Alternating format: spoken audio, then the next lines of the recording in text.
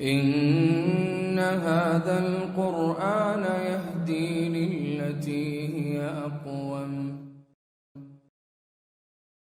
الحمد لله نحمده ونستعينه ونستغفره ونعوذ بالله من شرور أنفسنا ومن سيئات أعمالنا من يهده الله فلا مضل له ومن يضلل فلا هادي له وأشهد أن لا إله إلا الله وحده لا شريك له وأشهد أن محمدا عبده ورسوله صلى الله عليه وسلم. أما بعد، اللهم انفعنا بما علمتنا وعلمنا ما ينفعنا وزدنا علما.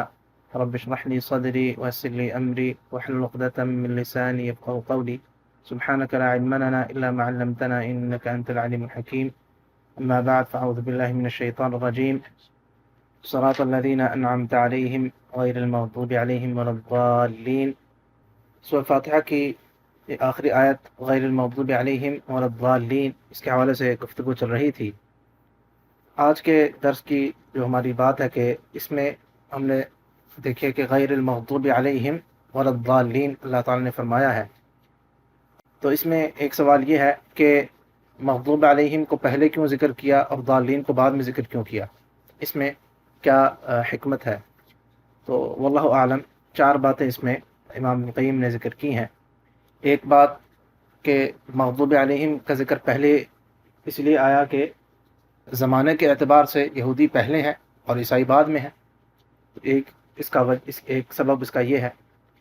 دوسرا کہ نبی کریم صلی اللہ علیہ وسلم ان کے قریب یہودی زیادہ تھے جب مبعوث کیے گئے، اور خاص طور پر جب مدینہ منورہ تشریف لے گئے تو وہاں پر یہودی تھے. عیسائی نہ مکہ میں تھے نہ مدینہ میں تھے. تو اس لیے مغضوب علیہم کا ذکر پہلے ہوا، ضالین کا ذکر بعد میں. عیسائی دوسرے علاقوں میں آباد تھے وہاں پہ، لیکن یہودی وہ قریب موجود تھے، تو اس لیے پہلے ان کا ذکر کیا اور عیسائیوں کا ذکر بعد میں کیا، ضالین کا ذکر بعد میں کیا. تیسرا سبب کہتے ہیں کہ مغضوب علیہم کو پہلے اسے ذکر کیا کہ یہودیوں کا جو کفر ہے وہ عیسائیوں سے نسبتاً زیادہ ہے. کمپیریٹیولی اگر دیکھا جائے تو وہ زیادہ کفر میں اپنے اس میں گرے ہوئے ہیں، اور عیسائی کا نسبتاً کم ہے. اور اسی لیے آپ دیکھیں گے کہ یہودی جو ہیں وہ بہت کم ایسا ہوتا ہے کہ کوئی یہودی وہ اسلام قبول کرے. عیسائی اکثر اسلام قبول کر لیتے ہیں. جو بھی لوگ کنورٹ ہوتے ہیں ان میں سے آپ ہمیشہ یہ دیکھیں گے کہ عیسائی جو ہیں وہ ان کی تعداد زیادہ ہوگی، یہودیوں کی تعداد کم ہوگی، اس لیے کہ یہودی اپنے اس میں کفر میں بہت زیادہ سخت ہیں، بہت اس میں پکے ہیں. یہی بات اللہ تعالیٰ نے قرآن میں بھی کر فرمائی کہ لَتَجِدَنَّ أَشَدَّ النَّاسِ عَدَاوَةً الَّذِينَ آمَنُوا الْيَهُودَ وَالَّذِينَ أَشْرَكُوا، کہ سب سے زیادہ مسلمانوں سے عداوت رکھنے والے کون ہیں؟ وہ یہودی ہیں. وَلَتَجِدَنَّهُمْ أَقْرَبَهُمْ مَوَدَّةً الَّذِينَ آمَنُوا الَّذِينَ قَالُوا إِنَّا نَصَارَى. سب سے زیادہ ایمان والوں کے نسبتاً جو قریب ہیں، نسبتاً وہی باتیں یہاں پہ کمپیریٹیو بات ہو رہی ہے، وہ عیسائی ہیں. عیسائی نسبتاً زیادہ قریب. تو اس لیے مغضوب علیہم چونکہ ان کا کفر زیادہ سخت ہے، ان کو پہلے ذکر کیا اور عیسائیوں کو بعد میں ذکر ہے، اور ضالین کا ذکر بعد میں آیا. چوتھا نقطہ یا سبب اس کا وہ بیان کرتے ہیں، کہتے ہیں کہ اس میں حسن ترتیب بھی ہے کہ جب اس سے پہلے پچھلی آیت میں کیا ہے، صراط الذین انعمت علیہم، انعمت علیہم کا ذکر جب پہلے آیا تو انعام کا الٹ کیا ہے؟ مغضوب علیہم ہے. انعمت علیہم وہ لوگ کہ جن پر اللہ نے انعام کیا. اس کا اپوزٹ کیا ہوگا؟ جن پر اللہ تعالیٰ نے غضب کیا. ضالین اس کا ایگزیکٹ اپوزٹ نہیں ہے. ضالین اپوزٹ کس کا ہے کہ صراط مستقیم سے جو ہٹے ہوئے ہیں وہ اس کا ہے. تو انعمت علیہم کے ساتھ مغضوب علیہم کی نسبت جو ہے وہ زیادہ مناسب ہے. تو اس لیے یہ یعنی ترتیب کلام میں یہ زیادہ مناسب تھا کہ انعمت علیہم کے فوراً بعد پھر مغضوب علیہم کا ذکر آتا اور پھر اس کے بعد ضالین کا ذکر آتا. واللہ اعلم. تو یہ 4 نقطے بیان کیے کہ مغضوب علیہم کا ذکر پہلے کیوں ہوا. 4 ہوئے جی. پہلا یہ کہ زمانے کے اعتبار سے یہودی پہلے ہیں. دوسرا کہ نبی کریم صلی اللہ علیہ وسلم کے جو قریب تھے، یعنی اس علاقے میں یہودی زیادہ تھے، عیسائی دور تھے، عیسائیوں تک پیغام بعد میں پہنچا ہے. اور تیسرا نقطہ کہ یہودیوں کا کفر جو ہے وہ زیادہ سخت ہے. اور چوتھا نقطہ یہ ہے کہ انعمت علیہم کے ساتھ زیادہ مناسبت مغضوب علیہم رکھتا ہے، کیونکہ اس کا وہ اپوزٹ بنتا ہے. تو اس وجہ سے مغضوب علیہم کہتے ہیں کہ ضالین پر کو مقدم رکھا گیا. ایک اور نقطہ کہ مغضوب علیہم، یہ ہم بات پہلے ذکر کر چکے ہیں کہ مغضوب علیہم کا جو انداز ہے یا جو اسلوب ہے اس میں کیا کہا کہ جن پر غضب کیا گیا. یہ نہیں کہا کہ جن پر اللہ نے غضب فرمایا، غضب کیا گیا، یہ انداز بیان کیا گیا. تو یہاں پر یہ سوال ہے کہ پھر ضالین میں اسی اسلوب کو کیوں برقرار نہیں رکھا گیا؟ اگر اسی اسلوب کو آگے بھی لے کر آیا جاتا تو ہوتا ولد ضلال کا لفظ ہوتا، ضلال ہوتا ضالین، مغضوب علیہم جن پر غضب کیا گیا، ضالین جو گمراہ ہوئے۔ بات سمجھ میں آ رہی ہے؟ فرق کیا ہے؟ مغضوب جن پر غضب کیا گیا، ضالین جو گمراہ ہوئے، یہ نہیں کہا جن کو گمراہ کیا گیا۔ اگر ایک ہی انداز بیان ہوتا تو ضلال کا لفظ آتا، جس کا معنی یہ بنتا کہ جن پر جو گمراہ کیے گئے، غضب کیا گیا، گمراہ کیے گئے، وہ انداز نہیں یہاں پہ استعمال۔ ضالین میں کہا کہ جو گمراہ ہوئے، تو اس میں بیان کر کیا جاتا ہے کہ اس کا سبب یا اس میں حکمت یہ ہے کہ اگر یہ کہا جاتا کہ جو گمراہ کیے گئے، تو یہ اشکال ذہن میں پیدا ہوتا کہ اللہ نے ان کو گمراہ کیا۔ گمراہ تو وہ خود ہوئے ہیں، انہوں اپنے سبب سے، اللہ نے تو گمراہ کسی کو نہیں کیا، نہ ہی اللہ کسی کو گمراہ کرتے ہیں۔ جو بھی گمراہ ہوتا ہے وہ اپنے اعمال کی وجہ سے ہوتا ہے۔ تو اس نقطے کی وجہ سے ضالین کہا، یہ نہیں کہا کہ جن کو گمراہ کیا گیا۔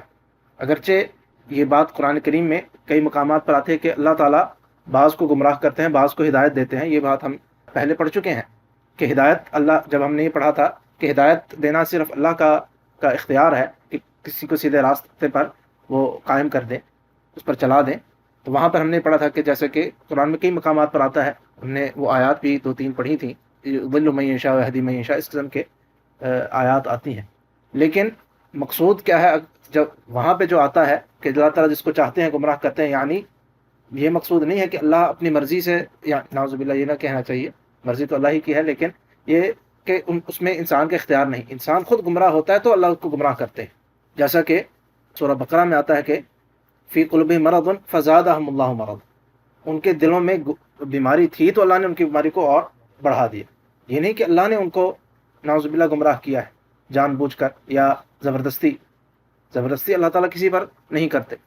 تو سود یہاں پہ بیان کرنے کا یہ ہے کہ ضالین میں جو انداز بیان استعمال کیا کہ وہ خود گمراہ ہوئے، یہ اس بات سے ہٹ کے کہ یہ نہ ہو کہ ذہن میں اگر دوسرا انداز ہوتا تو یہ ذہن میں بات آ سکتی تھی کہ شاید اللہ نے ان کو نعوذ باللہ زبردستی کیا۔ زبردستی نہیں، انسان کا اپنا اختیار ہے، واللہ اعلم۔ ایک اور سوال یہ ہے کہ اس طرح کیوں نہیں کہہ دیا گیا کہ غیر المغضوب علیہم والضالین؟ دوبارہ سے لا، کیونکہ غیر کا معنی بھی نفی کا ہے اور لا کا معنی بھی وہی ہے۔ معنی تو تقریباً دونوں الفاظ کا، غیر لفظ غیر کا اور لفظ لا کا معنی ایک ہی ہے۔ جو مغضوب علیہم نہیں ہے اور نہ ہی جو، تو اور نہ دوبارہ کیوں کہا ولضالین، اور نہ جو گمراہ ہے؟ اس طرح سے بھی سے تو بات ہو سکتی تھی کہ غیر المغضوب علیہم والضالین، بات وہی بن جاتی۔ تو اس میں دوبارہ سے لا کا ذکر کیوں کیا گیا؟ اس کے جو فوائد یا اس کے جو حکمتیں ہیں جو علماء نے بیان کی، ایک یہ کہ اس نفی کی تاکید کرنا ہے، پہلا نقطہ کہ تاکید کرنا، اس کو سٹریس کرنا ہے کہ جو نہ ہمیں سیدھے راستے کی طرف ہمیں ہدایت فرما، ان کا راستہ نہیں جو مغضوب ہے، اور نہ ہی ان کا راستہ، مزید تاکید کے لیے نہ ان کا۔ ایک بات یہ ہے۔ دوسرا کہ اس بات کو واضح کرنے کے لیے دوبارہ سے ولا کا لفظ آیا ہے کہ اس بات کی وضاحت کے لیے کہ مغضوب علیہم کا راستہ الگ ہے، ضالین کا راستہ الگ ہے، ہم دونوں سے اللہ کی پناہ مانگ رہے ہیں۔ ان کا راستہ بھی نہیں اور ان کا راستہ بھی نہیں، یہ دو الگ ہے، ان دونوں کو الگ الگ واضح کرنے کے لیے ذکر کیا گیا۔ ورنہ اگر غیر المغضوب علیہم والضالین کہا جاتا تو یہ غلط فہمی پیدا ہو سکتی تھی کہ شاید ان دونوں کے مجموعے سے ہم اللہ کی پناہ مانگ رہے ہیں، مجموعے سے نہیں، دونوں کا الگ الگ سیپریٹلی دونوں سے ہم اللہ تعالیٰ سے مانگ رہے ہیں کہ ہم نہ ان کا راستہ نہ ان کا راستہ۔ یہ نہیں کہ دونوں کا جو اکٹھا راستہ جو مجموعی ہے اس سے پناہ نہیں مانگی جا رہی، دونوں کے سے الگ الگ۔ تیسرا نقطہ اس حوالے سے کہ ولا کا لفظ دوبارہ سے نفی کا اضافہ کیوں کیا گیا، اس چیز کو واضح کرنے کے لیے کہ ضالین جو ہے وہ مغضوب علیہم کی صفت نہیں ہے، یہ ایک گروہ نہیں ہے، دو مختلف گروہ ہیں۔ ورنہ یہ اشکال بھی پیدا ہو سکتا تھا، اگر غیر المغضوب علیہم والضالین ہوتا تو اشکال پیدا ہو سکتا تھا کہ ضالین جو ہے وہ مغضوب علیہم ہی کی ایک اور صفت ہے۔ ولضالین جب کہہ دیا تو یہ چیز واضح ہو گئی کہ یہ سپریٹ ہے اور یہ سپریٹ ہے۔ تو میں دوبارہ سے دہرا دیتا ہوں 3 باتیں اس حوالے سے۔ پہلی بات، پہلا نقطہ جو علماء نے بیان کیا، حکمت اس کی کہ اس کی نفی کو کنفرم کرنے کے لیے، سٹریس کرنے کے لیے، تاکید کے لیے۔ دوسرا کہ جس چیز سے پناہ مانگ جا رہی ہے دونوں سے سپریٹلی پناہ مانگ جا رہی ہے، دونوں کے اکٹھے ہونے سے سپریٹ وہ پناہ نہیں مانگی جا رہی کہ یہ دونوں کا جو مجموعی راستہ ہے اس سے ہم پناہ مانگ رہے ہیں۔ مغضوب علیہم سے ہم سپریٹلی اللہ کی پناہ مانگ رہے ہیں، ضالین کے راستے سے سپریٹلی اللہ کی پناہ مانگ رہے ہیں۔ تیسرا نقطہ کہ اس لیے ولا کا اضافہ کیا گیا کہ واضح ہو جائے کہ ضالین کا راستہ الگ ہے، مغضوب علیہم کا راستہ الگ ہے۔ یہ ضالین جو ہے مغضوب علیہم کی صفت نہیں ہے، اسی کا ایک حصہ نہیں ہے، یہ دو سپریٹ چیزیں ہیں۔ اس کو واضح کرنے کے لیے ولا کا لفظ دوبارہ سے استعمال ہو۔ اب یہاں پہ ایک اور سوال پھر پیدا ہوتا ہے کہ اگر غیر کا معنی اور لا کا معنی ایک ہی ہے، غیر المغضوب علیہم ولا الضالین، تو ایک اور سوال یہ پیدا ہوتا ہے کہ شروع میں غیر آیا اور یہاں پہ لا آیا، تو ایک ہی لفظ کیوں نہیں آ گیا؟ وہاں پہ بھی یا تو وہاں پہ بھی لا آ جاتا یا یہاں پہ بھی غیر آ جاتا۔ یہ بات ہم پہلے شروع میں ذکر کر چکے ہیں کہ غیر کا لفظ جو شروع میں استعمال ہوا اس کی کیا حکمت ہے۔ اب یہاں پہ ہم اس چیز پہ زور دے رہے ہیں، اسٹریس دے رہے ہیں کہ یہاں پہ اگر شروع میں غیر آیا تھا اس کی حکمت تھی، یہاں پہ پھر غیر آ جاتا، غیر المغضوب علیہم وغیر الضالین ہو جاتا، ایسا بھی ہو سکتا تھا۔ تو یہاں پہ غیر کی بجائے لا کیوں؟ پھر وہی بات ہے کہ انداز بیان تھوڑا سا ڈیفرنٹ کیوں کیا گیا۔ اس میں جو باتیں بیان کی کہ ایک تو یہ ہے کہ تاکہ تکرار نہ ہو، ویسے بھی عام گفتگو میں بھی ریپیٹیشن کو پسند نہیں کیا جاتا کسی بھی کلام میں، کسی بھی چیز میں، تو ریپیٹیشن سے بچنے کے لیے اللہ عالم یہ علماء نے بعض باتیں بیان کیا، ورنہ اصل حکمت تو اللہ ہی بہتر جانتے ہیں کیا ہے، اللہ کا کلام ہے۔ تو علماء نے کہا کہ تاکہ الفاظ میں تھوڑا سا رد و بدل ہو جائے۔ اسی سے تقریباً ملتی جلتی ایک اور بات نقطہ یہ بیان کیا کہ تاکہ زبان جو ہے وہ اس پہ یہ پڑھنا تھوڑا آسان ہو، دو دفعہ غیر کہنا تھوڑا سا ذرا مشکل ہوتا ہے، تو غیر المغضوب علیہم والضالین میں تھوڑی سی ذرا روانگی تھوڑا سا بہتر لگتا ہے۔ اور اسی طرح ایک اور اسی سے سمجھے ملتی جلتی بات ہے، تیسرا نقطہ کہ اس کے حروف کم ہیں، غیر میں 3 حروف ہیں، لا میں 2 حروف ہیں، تو وہی بات ہے کہ ذرا سلسلہ کلام ذرا سموتھ رہتا ہے، پڑھنے میں آسانی رہتی ہے، اور اس میں تکرار بھی نہیں آتا۔ تو یہ 3 یعنی نقطے بیان کیے گئے ہیں۔ اور ایک اور نقطہ لغوی اعتبار سے بھی یہ بیان کیا گیا ہے کہ چوتھا نقطہ اس حوالے سے کہ لا کا لفظ کیوں آیا، غیر کا لفظ کیوں نہیں آیا، کہ لا جو ہے وہ آتا ہے جب اس سے پہلے نفی گزر چکی ہو، اس کو ایک نفی کے ساتھ دوسری نفی کو جوڑنے کے لیے عام طور پر لا کا لفظ ہی عربی میں استعمال ہوتا ہے۔ جب یہ کہنا ہو جیسے کہ یہاں پر ہے کہ نہ ان کا راستہ اور نہ ان کا راستہ، تو جب پہلے ایک نفی گزر چکی ہے، غیر میں ایک نفی گزر چکی ہے، اسی نفی کے ساتھ دوسری نفی کو جب جوڑنا ہو تو عام طور پہ عربی کا قاعدہ یہ ہے کہ لا کا لفظ استعمال ہوتا ہے۔ تو اس وجہ سے وہاں پہ لا پہلے شروع میں اس لیے نہیں تھا کیونکہ اس سے پہلے نفی نہیں تھی، غیر سے پہلے تو کوئی نفی نہیں ہے نا، صراط الذین انعمت علیہم ہے، غیر سے پھر یہ نفی والا کلام شروع ہو رہا ہے، تو وہاں پہ غیر زیادہ مناسب تھا، یہاں پہ لا زیادہ مناسب تھا، اس لیے واللہ اعلم اس کا استعمال کیا گیا۔ ایک اور نقطہ کہ اور یہ بات امام ابن تیمیہ نے ذکر کی ہے کہ اس میں جو اس آیت میں آتا ہے کہ غیر المغضوب علیہم ولا الضالین، ان 2 راستوں سے اللہ کی پناہ مانگی گئی کہ ہمیں ان راستوں کی طرف ہماری ہدایت نہ فرمایا، یا یہ کہ ان راستوں سے ہم دور رہیں۔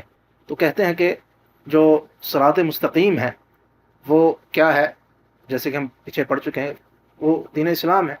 اسلام کا بنیاد کیا ہے، اس کا معنی کیا ہے، کہ وہ کہتے ہیں کہ اس میں اللہ تعالیٰ کی مکمل اطاعت و فرما برداری ہے۔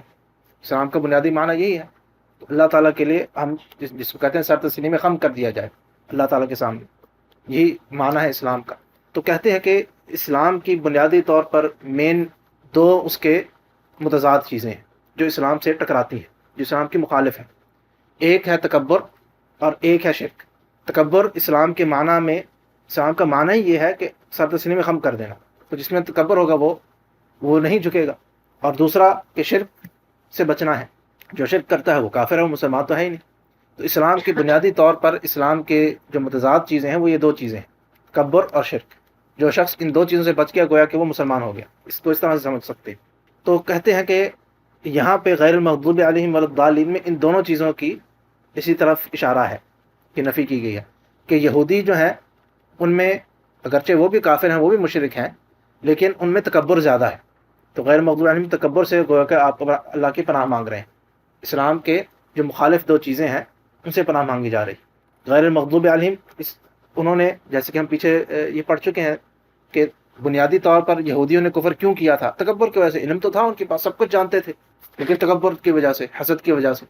اور ضالین عیسائیوں نے کیوں گمراہ ہوئے، ان میں نسبتاً شرک زیادہ ہے، بنیادی طور پر ان کے جو سب سے بڑا گناہ ہے وہ شرک ہی ہے۔ اگرچہ جیسے ہم نے کہا کہ یہودی بھی مشرک ہی ہیں، لیکن نسبتاً ان میں تکبر کی صفت زیادہ پائی جاتی ہے. بعض جو یہودی ہیں حتیٰ کہ وہ ایسے بھی ہیں کہ جو شرک نہیں کرتے. یہودیوں میں نسبتاً شرک کم ہے عیسائیوں کی. بعض یہودی علماء ایسے ہیں جو مشرک نہیں ہیں لیکن وہی بات ہے اسلام قبول نہیں کرتے. تو یہاں پہ اس بات کو بھی سمجھتے جائیے کہ اسلام میں داخل ہونے کے لیے اتنا کافی نہیں کہ آپ شرک سے بچے رہیں. شرک اور کفر دونوں سے بچنا ہے. کفر ایک جنرل ٹرم ہے، شرک اس کی ایک قسم ہے.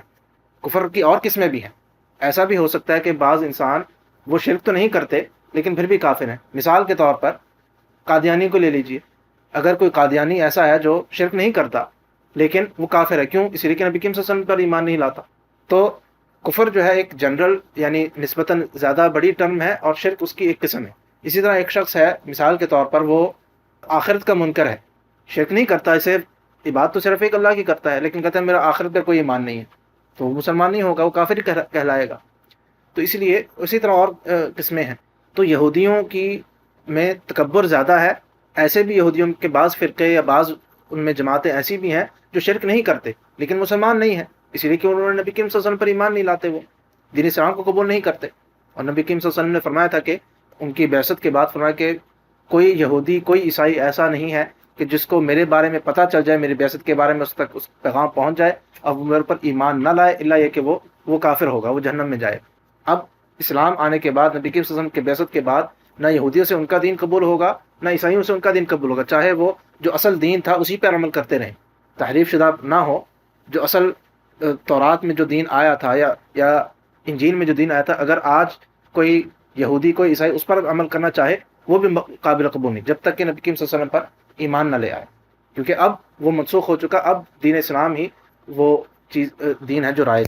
تو بات یہ ہو رہی تھی کہ امام ابن تیمیہ کہتے ہیں کہ یہودیوں میں جو بنیادی زیادہ بڑا جو گناہ ہے وہ تکبر کا ہے، اور عیسائیوں میں زیادہ چیز ہے وہ شرک ہے. اور یہی دو چیزیں جو ہیں وہ اسلام کی متضاد چیزیں ہیں اور انہی سے پناہ مانگی گئی. تو یہ صراط مستقیم کا راستہ، اور اسی لیے پھر غیر المغضوب علیہم ولا الضالین کے تکبر سے بھی اللہ تعالیٰ ہمیں بچائے اور شرک سے بھی بچائے. تو یہ اس میں بات کی گئی ہے. اللہ تعالیٰ ہمیں صحیح سمجھ عطا فرمائے اور اس پر عمل کرنے کی توفیق عطا فرمائے. وآخر دعوانا الحمد للہ رب العالمین.